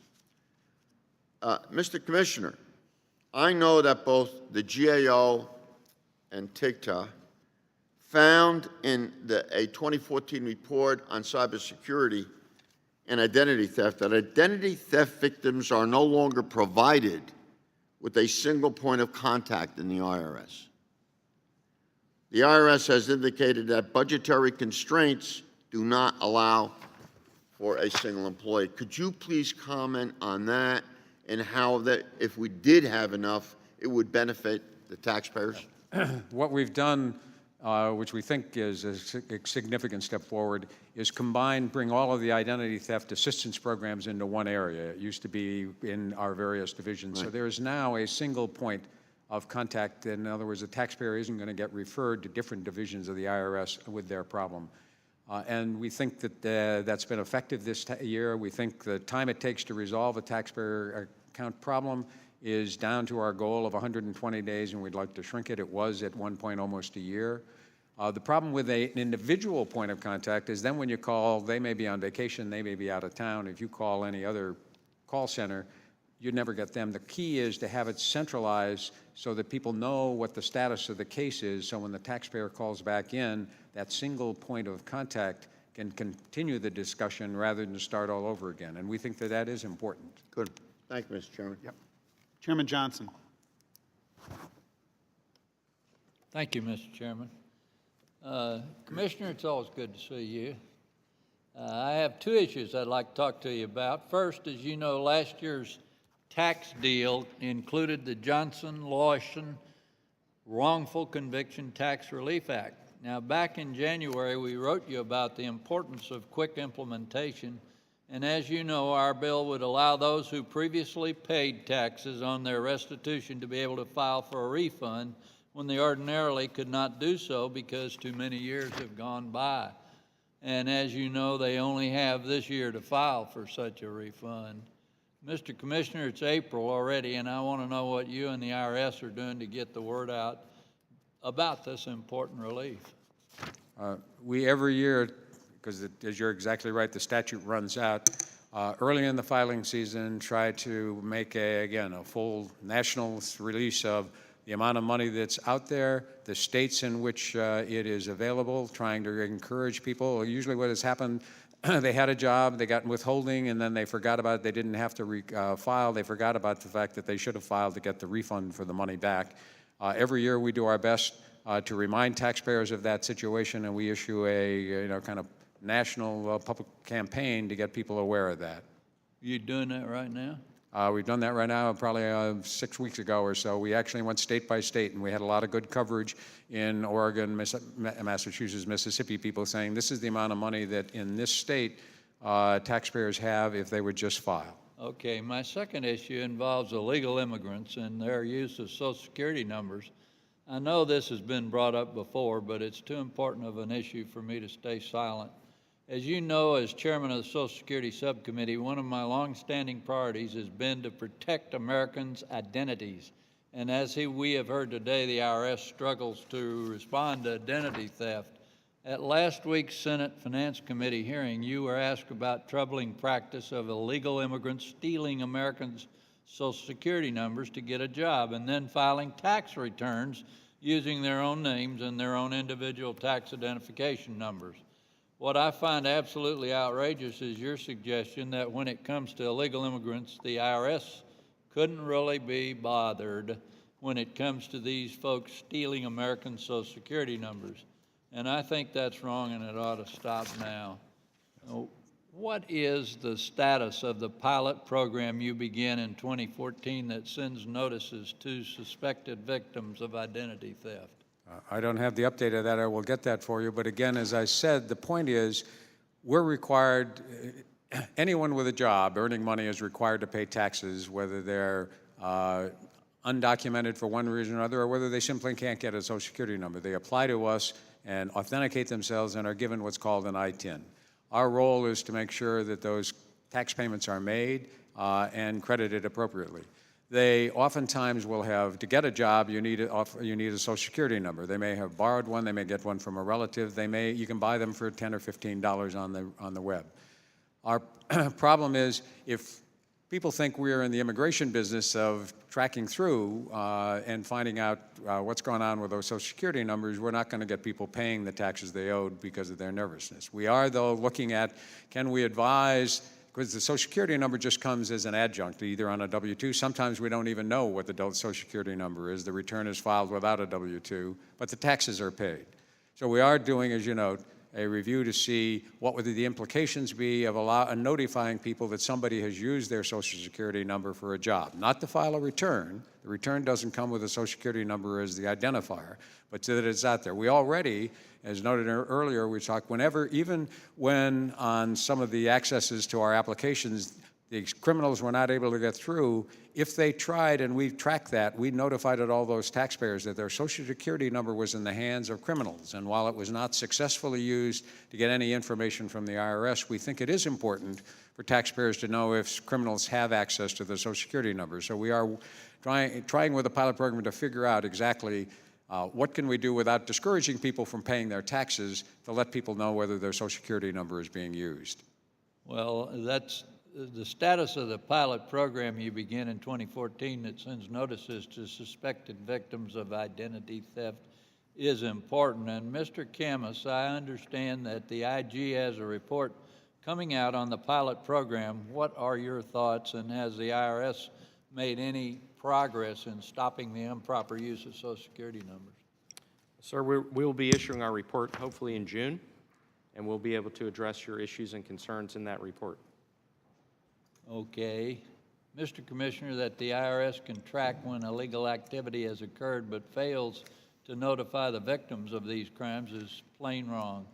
Mr. Commissioner, the IRS must do better. Americans rightly expect the IRS to stand up for them and protect their Social Security numbers. Thank you, Mr. Chairman. I yield back. Mr. Marchant. Thank you, Mr. Chairman.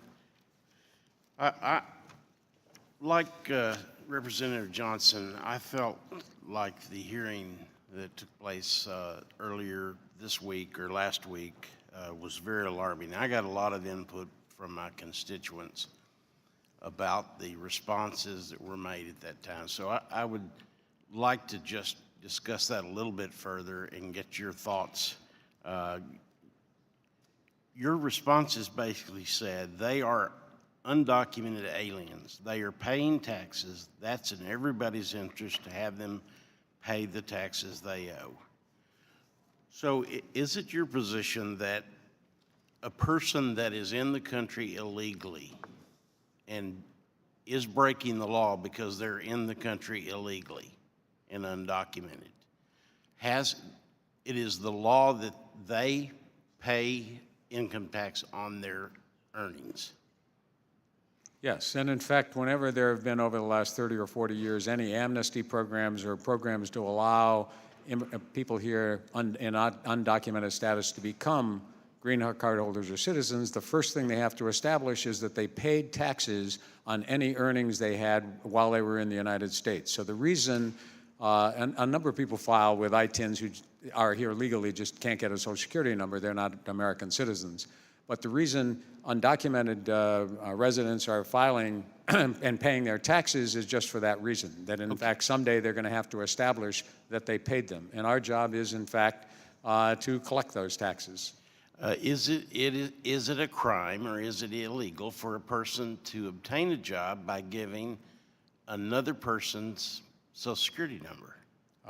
I'm not sure what the legal implications are, but because we're not in the immigration business, but I'm sure it's not allowed. I don't know what the nature of it. If my son gave his cousin's Social Security number on his tax return, if somebody in the United States is here legally and they give a false Social Security number or another person's Social Security number, are they creating some kind of fraud with the IRS? No, again, I would stress the Social Security number is not used to file with the IRS. So in your case, your son would be giving the Social Security number to somebody to allow him to get a job, and they would be using that Social Security number with their employer. With us, they'd be filing with an ITIN. So the Social Security number is not used to file with us. The Social Security number, whether it's bought, borrowed, or stolen, is used to get a job. To get to a logical conclusion of this, but a Social Security number triggers the deduction of the Social Security tax. It triggers all kinds of deductions, and it triggers all kinds of forms that get sent to the Social Security Administration, and then get filed when they file their tax return, right? No, actually, what they're filing with us is simply their, whatever information they have, their revenues and expenses and their taxes. The Social Security Administration and the But Immigration involved in Service. that'll either be a W-2 or a 1099, correct? Yes, but we often, as noted, we've been collecting and paying out taxes without those W-2s being identified. Our problem is to make sure that the people who owe the taxes are paying them. So many of these people obtaining the earned income tax credit and the child tax credit have not even presented a 1099 or a W-2 on their tax return? You're eligible, only eligible for the earned income tax credit if you actually file with a Social Security number and have a legitimate Social Security number. ITIN holders are not eligible.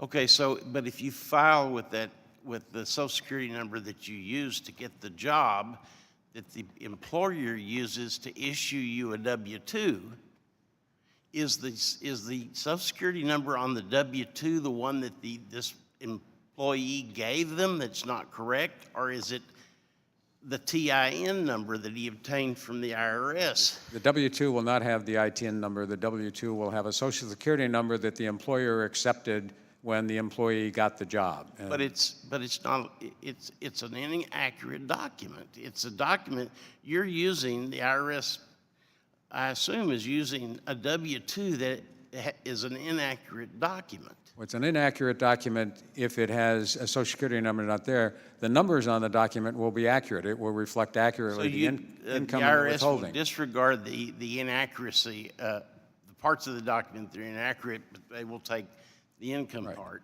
Again, the Immigration Service works with employers to make sure that people are legitimately getting jobs. Social Security enforces whether the payments are being made appropriately. Our job is, are people paying taxes on the earnings they have? If the W-2 comes in, it says, I earned $14,000, here's my tax payment. That's what our job is. If we start going into the immigration business, we're going to have a lot of people who decide, well, I can't file with the IRS because that's going to trigger a set of government inquiries. Well, I would not say that you were necessarily in the immigration business if you were just saying to the taxpayer, you're giving me inaccurate information on your tax return. And that in itself should raise some red flag as when it begins to be paying credits out. Whether they be earned income tax. The information they're giving us is accurate. That's the Social Security number they've been using. The revenues and the withholdings and that are accurate numbers. And again, the statute provides we're supposed to be collecting that tax, not going behind it and figuring out whether they legitimately had that job. If they had the job and got paid, if they're paying their taxes, they have an obligation to pay them. If they're filing, the W-2 has accurate information about revenues and expenses. That's what we are supposed to be doing. Now, as I said, we are working to see whether, because whether the use of that Social Security number, again, it's taxpayer information, whether we can provide that, in what forms we can notify taxpayers somebody has gotten a job with their Social Security number. Mr. Smith. Thank you, Mr. Chairman. Commissioner, earlier we were discussing the funds going towards taxpayer services for wait times and various items. The IRS has discretion over roughly $500 million in funds that they collect from fees that they can appropriate any way that they want. Could you tell me why you all have decided from 2014 to 2015 to cut almost $130 million that was used in 2014 for taxpayer assistance? Because for that year, as you'll recall, we had a budget cut of $350 million and inflationary and payroll costs of $250 million. So we had $600 million that we had to make up. And the way we made that up was allocating those user fees to some portion of them, about $50 million went to taxpayer service. A big chunk of them went to information technology and ID theft. In other words, again, we end up having to do enforcement, taxpayer service, and information technology. As our budget gets cut, everything has to get cut to some extent. There are priorities. We would, last year as I testified before this committee, if we had put the $100 million there, we would not have had the money to spend both in implementing. We got a whole set of unfunded tax statutory mandates. Private debt collection is an unfunded mandate. The health coverage tax care program is an unfunded mandate. The ABLE Act is an unfunded mandate. Going after people who owe more than $50,000 and having their passports taken away is an unfunded mandate. The Foreign Account Tax Compliance Act is an unfunded mandate. Okay, let me ask you a question. In regards to taxpayer assistance, did Congress leave your funding level for taxpayer assistance to help taxpayers? Yes. We did leave it at level funding? Yeah, left it, and we did not change that level of funding. What You the changed Congress the has level- not done, what the Congress has not done for the past 4 or 5 years is fully fund the cost of taxpayer service. Okay, what I'm talking about is taxpayer assistance. So when Congress, in the line item budget, we appropriated level funding for taxpayer assistance, is that correct? Yes, and we spent that money. That was my question. The other question is, the fund that you all have complete discretion of, which is the user fees. You have complete discretion with user fees, correct? Yes, we file a spending plan with the appropriators. That was my question. You answered that. My other question is that in 2014, you appropriated $183 million for taxpayer assistance. Is that correct? In 2014, yes. Yes. In 2015, you appropriated $49 million for taxpayer assistance. Is that correct? That's correct. So it was your decision to cut taxpayer assistance by $130 million. Is that correct? Yes. Okay, thank you, Mr. Chairman. That's all I have. If I could just expand, we also cut tax enforcement. Gentleman's time is expired. We also cut Commissioner, information you'll have technology. plenty of an opportunity. Mr. Renacci. Thank you, Mr. Chairman. And I do want to thank you for the opportunity to testify and also being part of the hearing from this side of the dais.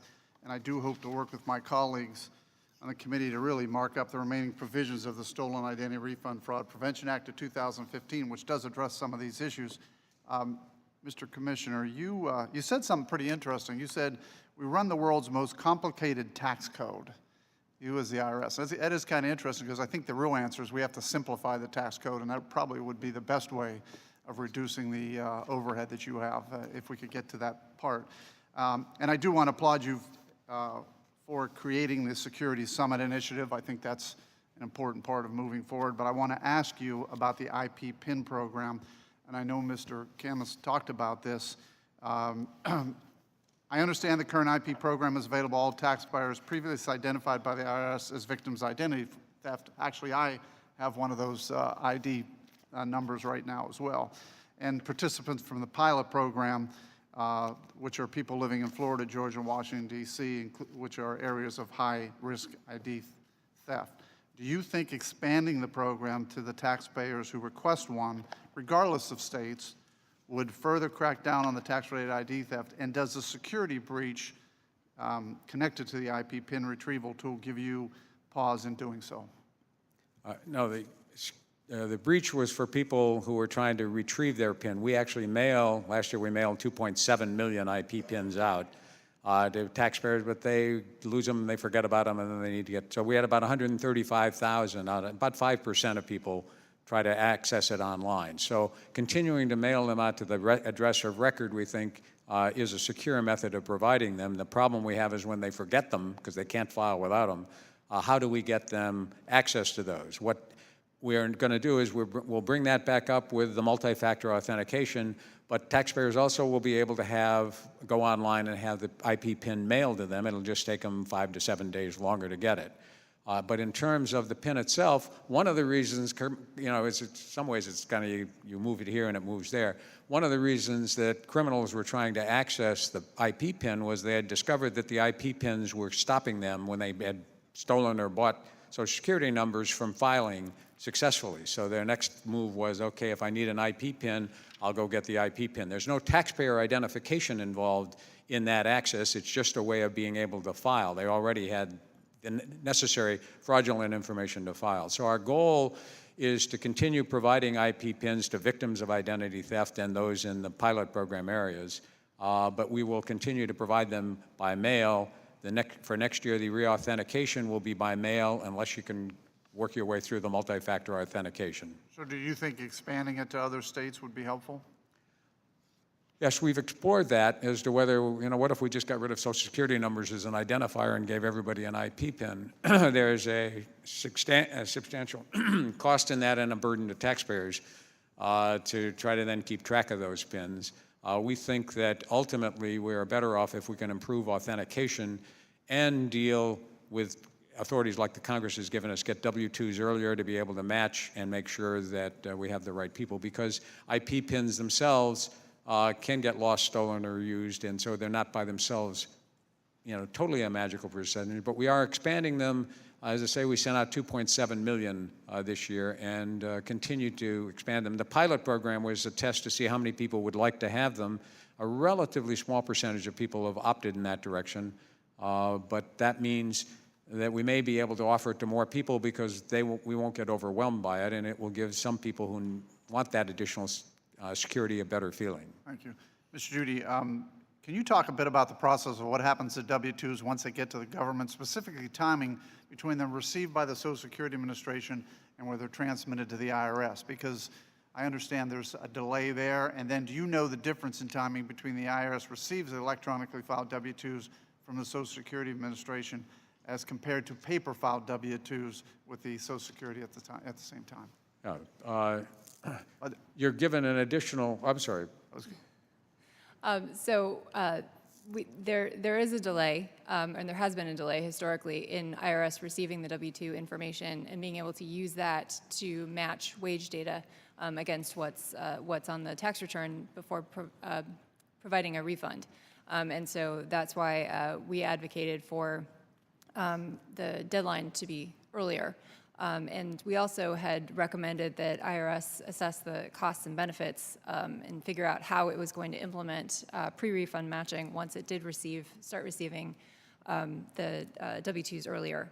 And so we're happy that IRS has implemented that recommendation, and we'll be able to hopefully take the information that it's getting in the next filing season with the earlier W-2s and be able to use that as part of its How significant a delay is the paper W-2? That's the big question. The paper W-2s coming in several weeks. It can take weeks longer to process those, to receive those and process those, as opposed to the electronic filing. Is that a month, 3 weeks, 6 weeks? I'd have to get back to you on the exact amount. Thank you. I yield back. Mr. Kelly. Thank you, Chairman. I thank you all for being here. Mr. Rangel said something that really made a lot of sense to me, and really everybody that's here today, either up here in the dais or down there, we all work for the same people, hardworking American taxpayers. And I think that sometimes the exchanges go back and forth like we're actually at odds with each other, and I don't think we are. But I will say this, and Mr. Koskin, you're right. A 78,000-page tax code is the problem. It is so complicated, and it creates an awful lot of problems for people.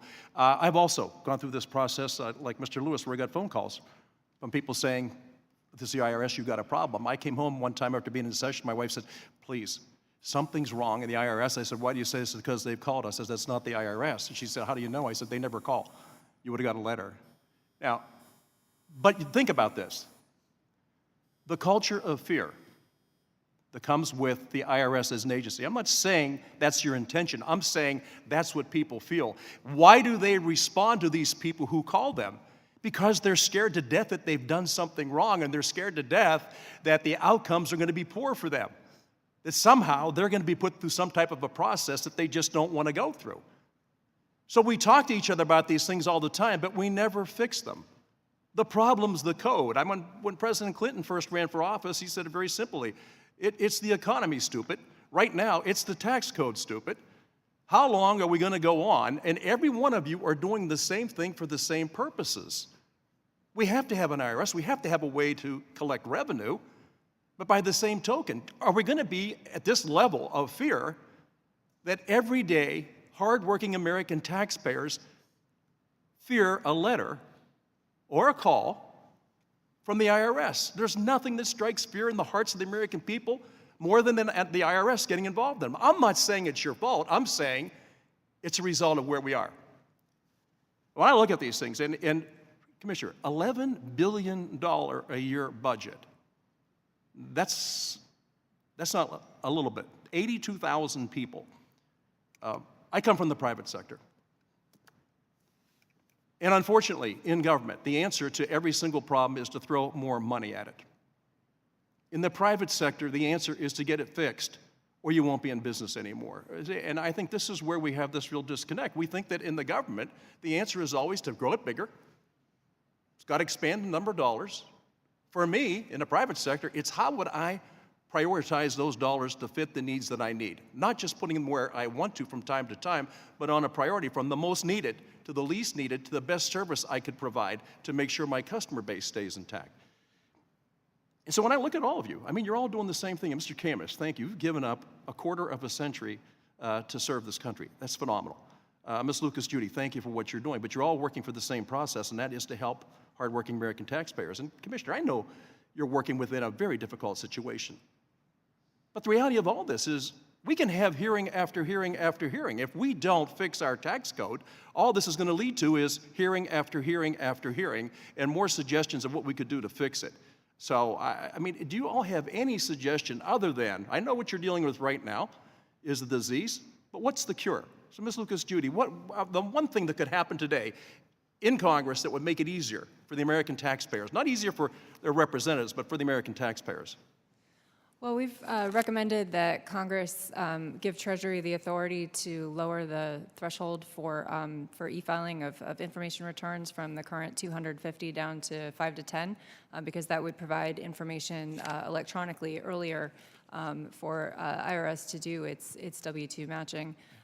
We've also recommended that it require Treasury and IRS to work together on a comprehensive customer service strategy to figure out what kind of services that IRS wants to be able to provide, what's it going to cost, what's the right balance between And I just want to interrupt you phone. for a minute, because what you're responding to is under the current code with 78,000 pages. That still is the underlying problem, is it not? This thing is so big and so unmanageable that the average person cannot do it on herself or himself. They just can't. They're scared to death they're going to make a mistake. So that's what I keep going back to. And if you, Mr. Camus, outside of major tax reform, how could we ever get this into something that's actually manageable and understandable by the hardworking American taxpayer? That's what we're leaving out of the equation. Mr. Kelly, you're absolutely right, and we all serve America, and we are very proud. The 400 men and women and the 836 men and women in my agency are proud to come to work every day to make America better and serve America. That's why we take these issues so seriously. In our view, one of the things that could help would be, as we make recommendations to the IRS, that sometimes there could be support or some oversight into making sure that they're implemented.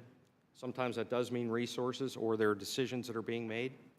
That's maybe a discussion we could have to make sure that the recommendations that we make when we view something at the IRS and have discussions with the Commissioner and his staff, that we could actually bring those to life. The GAO recommendations are a good point. We talk about recommendations over and over again, but how do we bring those to life and make sure they actually happen for the American taxpayer?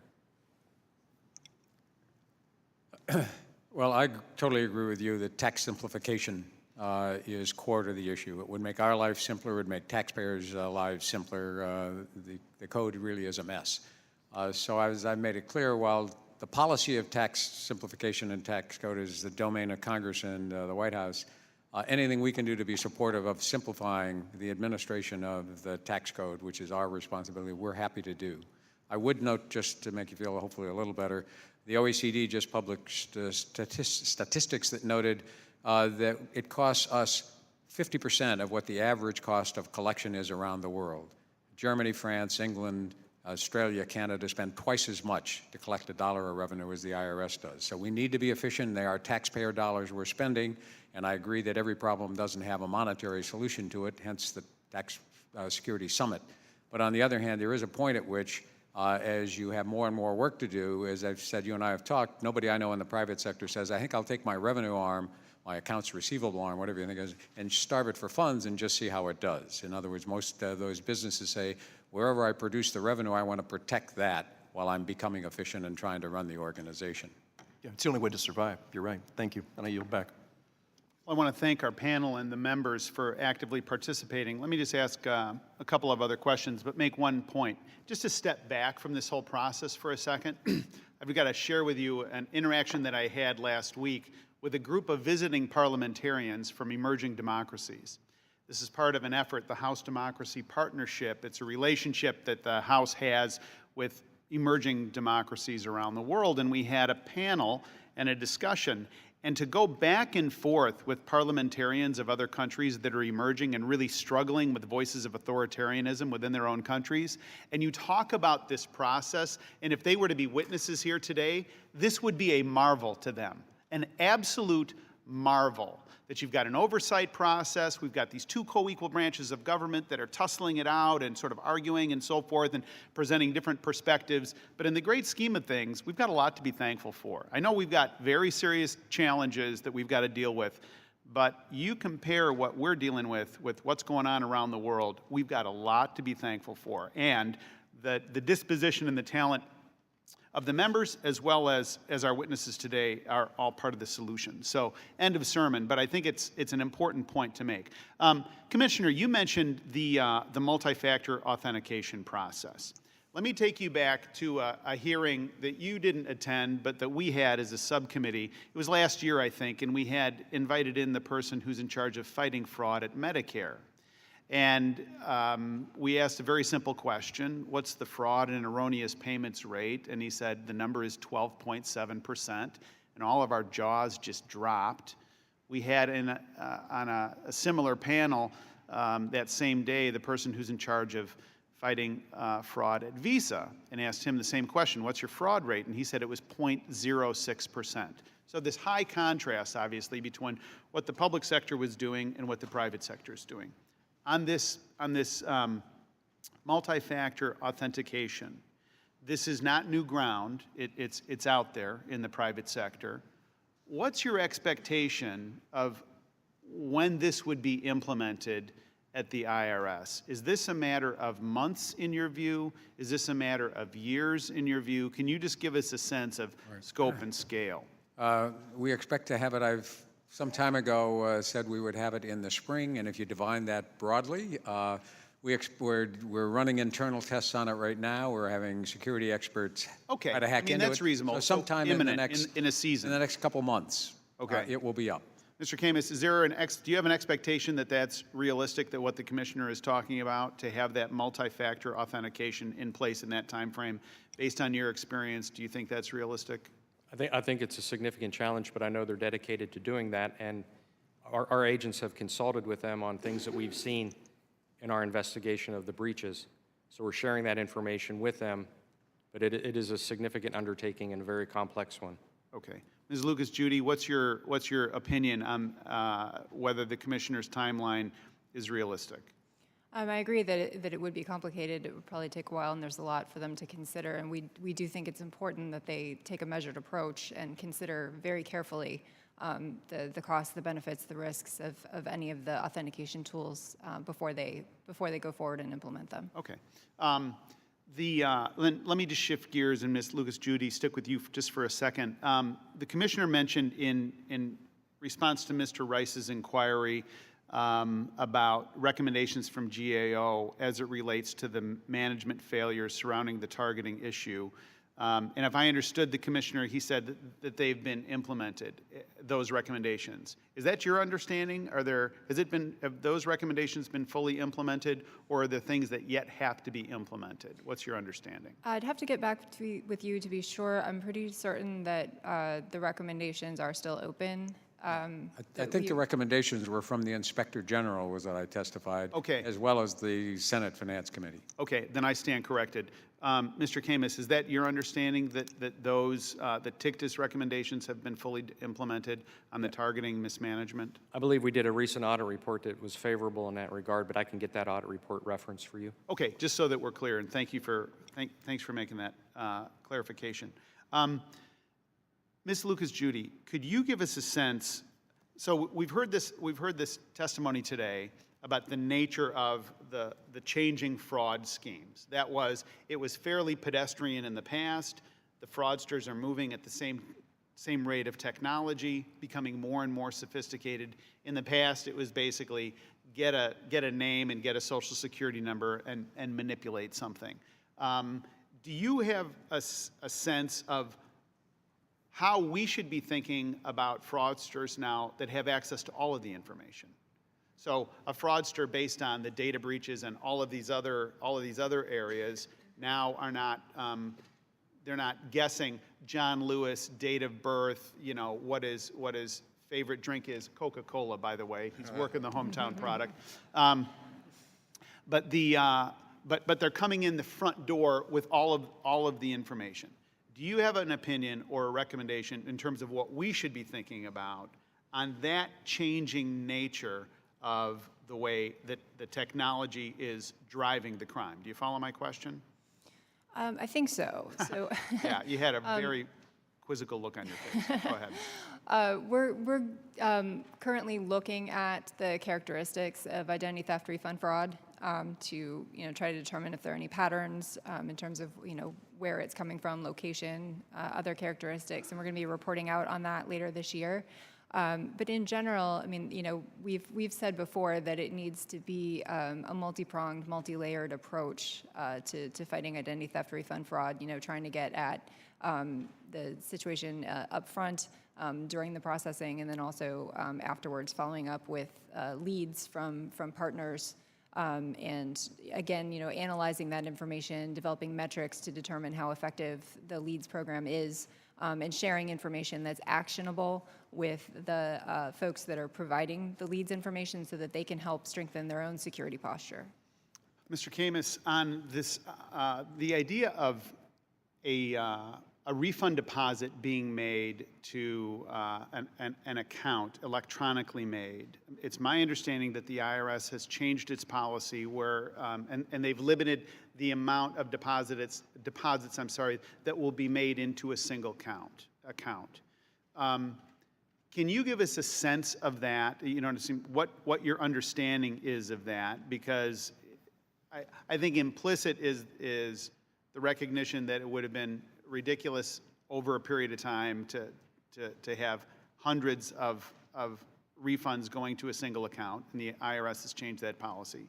Now, my understanding is that they will put 3 refunds into a single account. But is there still an issue as to where a paper check could go, that it could go to more than one address? Do you follow me on the nature of this question? And can you give us some insight for this, because it's really troubling, and I think like we're in the midst of it, but we're not quite done dealing with it. Can you give us a sense of that? Yeah, you hit the nail on the head. It's a very complex issue because taxpayers, you've seen one taxpayer, you've seen one taxpayer. Each taxpayer can have their own set of circumstances. So the IRS did, in fact, take a look at that issue based on some recommendations, and they agreed that any more than 3 deposits to a single bank account is questionable, even if it's maybe a family member that has the bank account on behalf of all the people. So limiting those bank accounts, limiting those deposits to a single bank account to 3 people, their filters have caught about 885,000 questionable returns using that screen. We also think, though, that mailing then subsequent paper checks could cause a problem, because who's to say that the criminals haven't gone in and changed the address of record? That's one of the concerns that we have when we talk to the commissioner's staff about all the ways that criminals from all over the world look at this $3.3 trillion that's collected, the $400 billion that gets issued in refunds. That's a very ripe area for criminal enterprises. They're constantly looking at it and testing it. So we think limiting the refunds to 3 is good. We're looking at that, and we'll be writing an audit report on the effects of that. Okay. Commissioner, thank you for your time today. And I've just got a sort of just a closing question and just a general inquiry. So some of the concerns that were either articulated or implied today are no surprise to you. You've heard some of these things and in the past. One of the areas that I think is really worthy of exploration is this. The allocation of resources as it relates to technology have, from my point of view, underperformed. And your head of IT came up and we had a briefing, I think it was last year, don't hold my feet to the fire, but it was when, you remember when you came up and you brought your team. And one of the things that he said to me startled me, and we were criticizing, as sort of is our pattern. And he said, well, and this is as it relates to the IT spending, and he said, we don't look at it as a failure. We look at it as we've learned what doesn't work. Now, that's great if you're Thomas Edison and this is Menlo Park, but that's not what we're dealing with. And I'm not trying to be cavalier or flippant. My view is, look, some of this technology has been explored and robust in the private sector, and it has been allocated. And the example that I used a couple of minutes ago about the use of Visa's technology as it relates to Medicare, it's deployed, it's successful. So what is the level of complication that has made it so difficult for the Internal Revenue Service to transition and to be successful on these themes? And this is in the context of an agency that has been successful in moving through and implementing the Affordable Care Act. I mean, one of the reasons we're not talking about the Affordable Care Act today is because the IRS has been successful largely in implementing a terribly complicated new law and did it pretty well. So why shouldn't the IRS be held to account if you can do it with the Affordable Care Act and be successful? What's to say it can't be done on cybersecurity and these identity theft questions? That's how it looks to me. Am I misperceiving this? What new information? Because I'm not believing that it's just money. I'm not buying it. And if that's sort of what it distills down to, then okay, we're shirts and skins, and I guess that's just the way it is. But I don't think that's it. I think that there's something else going on, and I'm interested, just in your perspective, what else do you think is going on? I think the biggest difference is with the Affordable Care Act, or when we get tax extenders in there, it's a fixed target. You know exactly what it is you're going to do. You have to, it's complicated. We run an antiquated system, as you know, that we're trying to upgrade. When you're dealing with identity theft and refund fraud, as you've noted in this hearing is discussed, you're dealing with a moving target. That as you push down here and stop it there, it moves and evolves. And as I say, we're now dealing with, and part of the reason for the Security Summit is the ways of getting refund fraud information isn't just stealing it in the public domain. It isn't trying to access IRS systems. It's in fact accessing all private sector systems. So that the reason the states are so enthusiastic is they're fighting the same battle, and it changes every year. So we are moving. It's as if you change the rule of the football game every year, and last year's rules have now been changed, and we've got to play with a different game and a different set of rules, so that it will continue to be a moving target. But I do think that it is important for us to continue to fight that battle. As I say, my goal is for us to get to a point where we can, instead of just reacting and stopping them in their latest incarnation, begin to anticipate where are they going next. If we've stopped them here, what's the next likely place they'll go? One of the things we're getting with leads from the private sector and the states is, what are they seeing that is different? What are the patterns that are going on out there that didn't happen last year? Last year, you know, there were actually suddenly refund fraud attacks on states, not the federal government, but on state systems. This year we're seeing other things. That's why our data is, you know, the data elements we're involved with, we have over 200 filters now that have evolved over time. Those 200 filters 5 years ago would have stopped everything. They don't stop everything today because, in fact, we're fixing the plane while it flies, but we don't know the direction that's going every year. So just in closing, I think that there's an opportunity here, and you heard it from both sides of the aisle. There's a level of concern and a level of anxiety. There's, from my point of view, the IRS has demonstrated a capacity to deal with some very significant, challenging things. I will stipulate that the implementation of the Affordable Care Act, as you've described it, is a fixed target and date certain and so forth. I think we have a season right now where there's a lot of interest on both sides in trying to drive towards some of these solutions, and I think that we should seize on that opportunity. But I want to thank each of you for your time today and for the members who've chosen to participate. The meeting is adjourned.